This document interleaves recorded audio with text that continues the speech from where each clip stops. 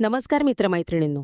मी आत्ताच आजचा आवाज या चॅनलच्या ओमकार या जर्नलिस्टनी मनोज जरंगे पाटली यांची गाडीच्या टपावर बसून घेतलेली मुलाखत पाहिली आणि या मुलाखतीमधून इतक्या इंटरेस्टिंग गोष्टी बाहेर आलेल्या आहेत की मला असं वाटतं की तुम्ही प्रत्येकाने हा व्हिडिओ नक्की पहा.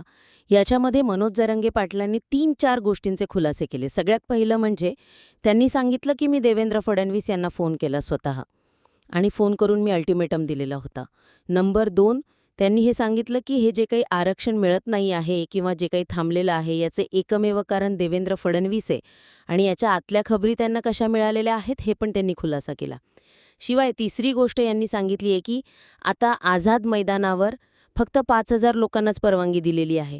मग जाणारे तर जवळपास 50 लाख, काही लोक म्हणतात 1 कोटी जवळपास लोक जाणार आहेत. मग ते कुठे राहणार? 5,000 लोकांनाच एंट्री आहे. त्याच्यावर मनोज जरंगे पाटलांनी फार इंटरेस्टिंग उत्तर दिलं आणि त्यांनी म्हटलं की मराठीनं डोकं वापरा. तर हे काय बोललेले आहे व्हिडिओ शेवटपर्यंत पहा.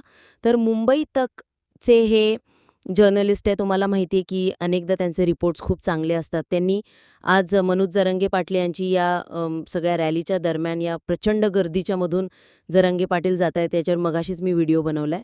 तर या सगळ्या ताफ्यांमधून त्यांनी ती एक जागा शोधली शांत, आणि ती म्हणजे गाडीच्या टपावर. तिथे बसून त्यांनी त्यांची थोडक्यात मुलाखत घेतली की नेमकं काय अप्रोच आहे, का नाही झालं याचा, आधी काय झालं होतं, शिंदेंबरोबर काय झालं आणि फडणवीसांबरोबर तुमचं काय नेमकं बोलणं झालं, या सगळ्या गोष्टी. आणि सुरुवातीला मनोज जरंगे पाटील यांनी हे सांगितलं की आझाद मैदानावर आम्हाला 5,000 लोकांनाच परमिशन आहे.